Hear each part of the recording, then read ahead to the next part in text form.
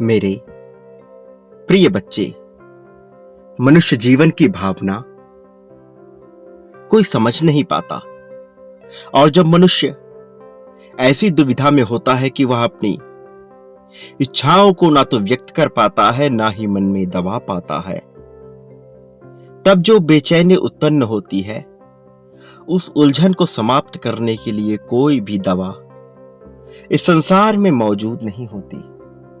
वह प्रयास करता है लोगों से मिलने का, जुलने का, उनसे संपर्क स्थापित करने का, अपनी परिस्थितियों को बदलने का, लेकिन फिर भी वह उदास, हताश, अकेला हो जाता है, क्योंकि कोई भी ऐसा नहीं होता जो उसके मनोभाव को समझ सके, जो ये समझ पाए कि उसके अंतःकरण में क्या बात चल रही है। वास्तव में ऐसी परिस्थिति में मृत्यु और जीवन एक समान हो जाता है। लेकिन ये वो क्षण नहीं है जब मनुष्य मुक्ति की आकांक्षा ना करते हुए मुक्ति को महसूस करे, बल्कि यहां मुक्ति की आकांक्षा तो होती है किंतु उसका अनुभव नहीं होता। यह और भी विडंबना की बात है कि तुम्हारे साथ ऐसा कुछ घटित हो रहा है।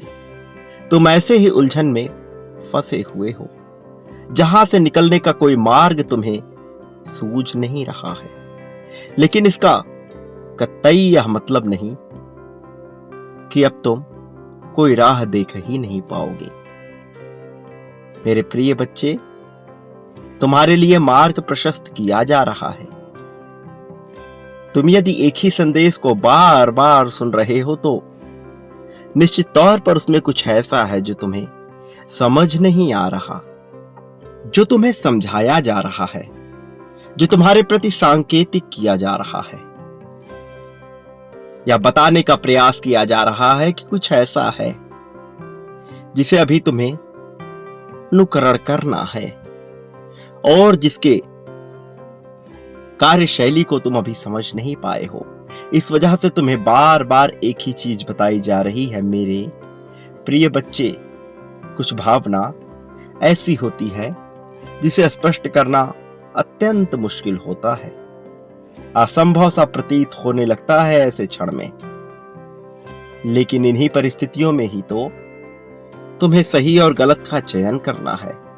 इन्हीं परिस्थितियों में ही तो तुम्हें वह चयन करना है जो तुम्हारे लिए उपयुक्त है। वास्तव में तुम्हें इस संसार में कुछ भी त्यागना, कुछ भी छोड़ना या कुछ भी पकड़ना नहीं है, बल्कि तुम्हें पकड़े हुए भी यह भाव रखना है कि यह कभी भी छूट सकता है। और इस तरह अनासक्त होकर जब तुम किसी भी वस्तु, व्यक्ति, परिस्थिति, घटना, धन से आसक्ति नहीं लगाते, तब तुम वहां पहुंचने वाले होते हो जहां पहुंचने की चाह मनुष्य सदा से ही करता है। प्रिय बच्चे, वास्तव में यदि तुम जीत को अपने जीवन में महसूस करना चाहते हो, उसकी सारगर्भिता को अपने जीवन में उतारना चाहते हो, तो तुम्हें यह जानना, यह समझना ही होगा कि यह जीवन ऐसा रूप रंग क्यों प्रदर्शित कर रहा है। इसके महत्व को तुम्हें उतारना ही होगा अपने जीवन में, यह समझने के लिए कि वास्तव में यह जीवन तुमसे क्या मांगता है। मेरे प्रिय बच्चे, मैं जानता हूं कि किस तरह की गुलामी को तुमने महसूस किया है। एक स्वतंत्र देश में रहते हुए, एक स्वतंत्र परिवार का हिस्सा होते हुए भी तुमने स्वयं को बंधन में सदैव पाया है। यह बंधन मानसिक, सामाजिक और आर्थिक रूप से तुम्हें महसूस हुआ है, किंतु सबसे ज्यादा यह बंधन धार्मिकता के नाम पर तुम्हारे मन में उड़ेला गया है। वास्तव में जिस चीज का धार्मिकता से कोई भी लेना देना नहीं है, उसका भी चोला तुम्हें पहनाया गया है और तुम्हारे मन मस्तिष्क पर बंधनों की एक छाप उड़ेली गई है, ताकि तुम कभी भी स्वतंत्र महसूस ना कर पाओ। स्वतंत्र होकर भी तुम सदैव एक बेड़ी से जकड़े हुए होगे। यह बेड़ी जो तुम्हें दिखाई नहीं दे रही, जो अदृश्य रूप से कल्पनाओं से जड़ी हुई है, लेकिन जिसका प्रभाव इतना ज्यादा है कि तुम इसका प्रयोग कहीं भी नहीं कर सकते। मेरे प्रिय बच्चे, तुम्हें मन से आजाद होना है। तुम्हें आजादी की भावना को महसूस करना है। वास्तव में तुम्हें गुलामी की उन सभी बेड़ियों को तोड़ देना है जो तुम्हें रोकने का कार्य कर रही हैं। मेरे प्रिय बच्चे, मैं तुम्हें जो भी समझाने का प्रयास कर रहा हूं उसे दिल से समझने का प्रयत्न करो। तुम्हें जो बताया जा रहा है उसके पीछे एक खास उद्देश्य छिपा हुआ है।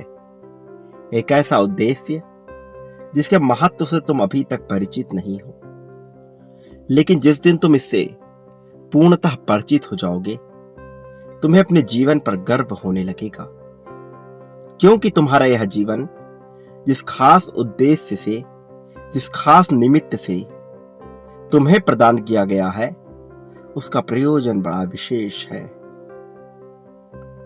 मेरे प्रिय बच्चे, तुम्हें जीवन में विशिष्ट बातों के महत्व को समझना है।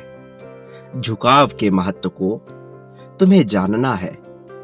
कब मनुष्य की भावना अहंकार में बदल जाए और कब वही भावना आत्मविश्वास में बदल जाए, इसके बीच एक बहुत ही पतली लकीर होती है जिसे समझ पाना बहुत महत्वपूर्ण है, क्योंकि यदि इसे नहीं समझा गया तो तुम यह नहीं जानते कि तुम कब अपने कर्मों को खराब कर लो, कि तुम कब कर्म और अकर्म के जाल में फंस करके सदैव अपने आप को नुकसान पहुंचा बैठो। इसलिए तुम्हें यह समझना बहुत महत्वपूर्ण है कि तुम जो क्रिया कर रहे हो वह अहंकार से परिपूर्ण है या विश्वास से भरी हुई, वह श्रद्धा की चादर ओढ़े हुए है या घमंड का बादल लपेटे हुए है। मेरे प्रिय बच्चे, जब मनुष्य के भीतर अहंकार पनपता है तब उसे मैं के सिवा कुछ भी नहीं सूझता, और जब मनुष्य के भीतर आत्मविश्वास पनपता है तब वह मैं को ही ईश्वर स्वरूप समझने लगता है। अर्थात मैं और ईश्वर में भेद नहीं रह जाता। यह बात बहुत गहरी है जो शायद एक बार में समझ ना आए, इसलिए इसकी गहराई में उतरना बहुत महत्वपूर्ण है। मेरे प्रिय बच्चे, सीधे अर्थों में तुम्हारे लिए यह जानना महत्वपूर्ण है कि तुम ही इस संसार के केंद्र बिंदु हो। तुम ही वह हो जिसके निमित्त सब कुछ रचा जा रहा है, लेकिन तुम ही स्वयं को कर्ता मानकर यदि सब कुछ नियंत्रित करने की चेष्टा अपने मन में लाते जाओगे तब वही आत्मविश्वास अहंकार का रूप लेने लगेगा। मेरे प्रिय बच्चे, मैं जानता हूं कि तुमने अपने जीवन में विभिन्न प्रकार के संघर्षों का सामना किया है। ऐसे संघर्ष रहे हैं जहां तुम्हें कोई राह नजर नहीं आई है। तुमने सदा से ही प्रेम को अपना आधार बनाना चाहा, लेकिन तुमने जिनसे प्रेम किया वही जब तुम्हारे मूल्य को नहीं समझ पाए तो तुमने प्रेम को ही गलत अर्थों में ले लिया, जबकि प्रेम अपने आप में परिपूर्ण है, जबकि प्रेम का अपना कोई गलत कर्म होता ही नहीं है। और समाज ने भी तुम्हें यही सिखाया कि कैसे प्रेम सही और गलत हो सकता है, कैसे दूसरों की नजरों में अपने आप को श्रेष्ठ बनाने के लिए तुम्हें क्या कुछ करना पड़ता है। समाज द्वारा बनाई गई विभिन्न बेड़ियों को तुमने ओढ़ भी लिया। मेरे प्रिय बच्चे, तुम्हें अपने आप को मुक्त करना होगा। तुम्हें अपने आप को पूरी तरह से अलग करना होगा समाज द्वारा बनाई गई मान्यताओं से और अपने आप को एक ऐसे पात्र के रूप में विकसित करना होगा जो कुछ नया ग्रहण करने को तैयार हो। मेरे प्रिय, तुम्हें सर्वप्रथम पात्र बनना होगा मुझसे वह पाने के लिए जो पाने की चेष्टा तुम सदा से करते आए हो। स्मरण रखो, जिस पात्र में छेद होता है, यह जो पात्र पूरी तरह से भरा हुआ होता है, उसमें कुछ भी नया प्रवेश नहीं कर सकता। लेकिन जो पात्र पूरी तरह से खाली होता है, उसमें कुछ भी उड़ेला जा सकता है।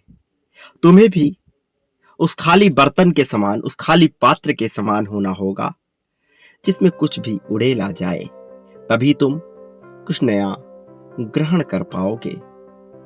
एक ऐसे ज्ञान को ग्रहण कर पाओगे जो तुम्हें यह समझने में सहायता प्रदान करेगा कि तुम्हारा यह जीवन किन महत्वपूर्ण उद्देश्यों की पूर्ति के लिए तुम्हें मिला हुआ है।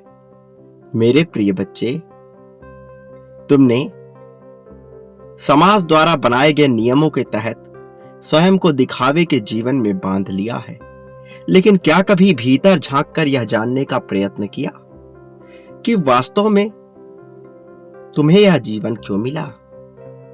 तुम्हें यह जानने के लिए निरंतर प्रयासरत होना होगा। एक नहीं, दो नहीं, 10 नहीं, कई बार भी यदि तुम्हें अपने भीतर उतरना पड़े तो तुम उतरो और फिर तुम यह समझ पाओगे जो मैं तुम्हें बताने का प्रयास कर रहा हूं। मेरे प्रिय बच्चे, जब तुम यह जान जाते हो कि तुम ही केंद्र बिंदु हो, तब तुम्हें इस बात की चिंता नहीं रह जाती है कि लोग कैसा सोच रहे हैं। लोगों के ताने तुम्हें प्रभावित नहीं करते, क्योंकि तुम्हारी ऊर्जा उनसे कहीं ऊपर हो चुकी होती है, तुम्हारा स्थान उनसे कहीं ऊपर हो चुका होता है। तब तुम अपने इष्ट देवी देवता के रूप और सौंदर्य पर मोहित होने के बजाय उनकी शक्ति और ऊर्जा से मोहित होने के बजाय उनसे लाभान्वित होने लगते हो और उनके जैसा ही व्यवहार करने लगते हो। तब तुम में और सर्वोच्च शक्ति में कोई अंतर शेष नहीं रह जाता। तब तुम उसी राह पर आगे बढ़ चले होते हो जिस राह पर तुम्हें जीत हासिल होती है। तुमने झुकने की ताकत को भी सीखा ही नहीं है। वास्तव में जब तुम इस ताकत को महसूस करोगे, तब तुम्हें संपूर्ण संसार अपने सामने झुका हुआ प्रतीत होने लगेगा और तुम्हें ऐसा महसूस होगा जैसे सब कुछ तुम्हारे अधीन है, जैसे सब कुछ तुम्हारे ही इशारों पर हो रहा है। लेकिन उससे पहले तुम्हें इसके महत्व को पूरी तरह से समझना होगा। प्रेम की जो कामना तुम्हारे मन में सदा से जन्म लेते आई है, तुम्हें यह सीखना होगा, यह समझना होगा कि वह यूं ही नहीं हो रहा। कई जन्मों की प्यास तुम्हारे भीतर बसी हुई है। बहुत समय से तुम प्रेम को अपने जीवन का आधार बनाना चाह रहे हो, लेकिन हर बार तुम्हारे साथ एक धोखा होता है। और अब वह समय आ गया है जब तुम इन धोखों से मुक्ति पा जाओ, जब तुम विश्वास की ताकत को समझकर उसका सही उपयोग करो, न कि अंधविश्वास को अपना स्वामी बना लो। मेरे प्रिय बच्चे, जब भी तुमसे कोई कुछ बात कहता है तो तुम्हें बिना उसकी जांच परख किए उसे मान नहीं लेना चाहिए। यदि तुमसे कोई लाभ लेने का प्रयास करता है तो तुम्हें सदैव चौकन्ना होकर यह देखते रहना चाहिए कि वह तुमसे लाभ लेने का प्रयत्न कर रहा है, फिर वह तुम्हारा कितना ही करीबी क्यों ना हो। तुम्हें उसे सबक अवश्य सिखाना चाहिए। मैं नहीं कह रहा कि तुम स्वयं को कर्ता भाव मानकर किसी का बुरा कर दो, किंतु किसी को भी इतनी छूट ना प्रदान करो कि वह तुमसे बेवजह का लाभ ले सके। जो तुम्हारे अपने हैं और तुमसे लाभ लेने का प्रयास नहीं करेंगे, बल्कि तुम्हारे लिए कुछ ऐसा कर गुजरने को तैयार हो जाएंगे कि तुम स्वयं ही उनके लिए सब कुछ करने को तैयार हो जाओ, कि तुम स्वयं ही उनको लाभान्वित करने को तैयार हो जाए। लेकिन यह लाभ वह तब ले पाएंगे ना जब तुम उस योग्य होगे। और मैं जानता हूं कि तुम इस योग्य हो, लेकिन तुम्हें वह अधिकार, वह सम्मान और वह ताकत मिलनी चाहिए जिससे कि तुम लोगों को लाभ प्रदान कर सको। उन लोगों को जो तुम्हारे अपने हैं, जो तुमसे प्रेम करते हैं, जो तुम्हारे लिए सब कुछ करने को तैयार है। मेरे प्रिय बच्चे, मैं चाहता हूं कि तुम अपने जीवन से सभी प्रकार की समस्याओं को जड़ से उखाड़ फेंको। मैं जानता हूं कि तुम्हें इसका मार्ग अभी सूझ नहीं रहा, लेकिन जल्द ही यह तुम्हें दिखाई देगा। जल्द ही तुम्हें समझ आएगा कि तुम्हें इससे कैसे बाहर निकलना है। और इसलिए मैं चाहता हूं कि तुम चिंता ना करो। जो चीज होना ही है, जो घटित होकर ही रहेगा, उसके लिए बेवजह परेशान क्यों हो रहे हो। मैं सदैव तुम्हारे साथ हूं। तुम यह बात जानते हो। तुम्हें अच्छे से पता है कि मैं सदैव तुम्हारा मार्गदर्शन करता रहा हूं और आगे भी करता रहूंगा। तुमने मेरी मौजूदगी को महसूस किया है। तुमने महसूस किया है कि जब भी तुम मुसीबत में होते हो, मैं तुम्हारा बचाव करने आ जाता हूं। तुम मुझसे प्रार्थनाएं करते हो, तुम रोते हो, तुम्हारे आंसुओं को मैं देखता हूं। जब तुम बिलखते हो, तड़पते हो, जब तुम किसी को याद करते हो, मैं उसे देखता हूं। लेकिन जब तुम वासना से भर उठते हो, जब तुम काम की भावना से भर उठते हो, जब तुम चिंता से भर उठते हो, तब तुम यह महसूस क्यों नहीं करते कि मैं तुम्हारे पास ही हूं। तब तुम्हारे भीतर यह भावना जन्म क्यों नहीं लेती है। तब तुम मुझे अदृश्य क्यों मान बैठते हो। मेरे प्रिय बच्चे, इस संसार में कुछ भी गलत नहीं है। तुम्हारे भीतर उठने वाली वासना भी गलत नहीं है। तुम्हारे भीतर उठने वाली कामना, इच्छा, आकांक्षा कुछ भी गलत नहीं है। वास्तव में सही या गलत मनुष्य के देखने के नजरिए पर निर्भर करता है। हिंसात्मक रूप से बना हुआ यह समाज सही है अथवा गलत, इसकी बात कोई नहीं कर रहा। मैं तो यह चाहता हूं कि तुम अपने विवेक से निर्णय लो, ना कि समाज द्वारा बनाए गए नैतिक नियमों के आधार पर चलो। मैं चाहता हूं कि तुम्हारे लिए क्या अच्छा है और क्या बुरा, तुम इसका चयन स्वयं करो और सही मार्ग का अनुसरण करो। बाकी मैं सदैव तुम्हें सही मार्ग दिखाता ही रहूंगा। मेरे प्रिय बच्चे, तुम अब तक जिस चिंता में डूबे हुए थे, मैं उसे समाप्त कर रहा हूं। मैं तुम्हारे जीवन में प्रेम से भरी हुई खुशियों को भेज रहा हूं और ऐसे देवदूतों को भेज रहा हूं जो तुम्हारी समस्याओं को समाप्त कर तुम्हें सही राह दिखाएं। लेकिन तुम्हें भी यह निर्णय लेना होगा कि तुम कभी भी दुविधापूर्ण स्थिति में नहीं आओगे। तुम निर्णायक बनो, चाहे कैसी भी परिस्थिति हो। सही होगा, गलत होगा, इसके फेर में ना पड़कर निर्णायक बनो। एक चुनाव करो। स्वयं को कभी भी उस परिस्थिति में ना देखो कि तुम यह चयन ही नहीं कर पा रहे कि तुम क्या करोगे, बल्कि तुम करने की प्रक्रिया में जुट जाओ। सही, गलत, अच्छा, बुरा, इसका विचार ना करो। अंततः मैं तुम्हें जीत दिला दूंगा, तुम जो भी निर्णय लोगे। लेकिन यदि तुम निर्णय लोगे ही नहीं, यदि तुम केवल विचार ही करते रहोगे, तो फिर तुम्हारा भला कैसे होगा। मैं चाहता हूं कि संसार में तुम्हारा भला हो। मैं चाहता हूं कि तुम्हें जीत हासिल हो और मैं चाहता हूं कि तुम इसी क्षण अपनी जीत की पुष्टि भी करो। संख्या 1111 लिखकर यह पुष्ट कर दो कि तुम जीत को अपनाने के इच्छुक हो। यह पुष्ट कर दो कि तुम योग्य हो जीत को अपनाने के लिए। मेरे प्रिय बच्चे, मैं पूरी तरह से योग्य हूं। मैं प्रेम को पाने के लायक हूं। प्रेम मेरा अधिकार है, धन मेरा मित्र है। मैं धन के लिए चुंबक हूं। मैं धन को अपना साथी मानता हूं। मैं धन का सदुपयोग करना जानता हूं। मैं सदैव धन के लिए चुंबक रहूंगा। ऐसी भावना जाहिर करते हुए इसे अवश्य लिखो और संख्या 1111 लिखना बिल्कुल ना भूलना।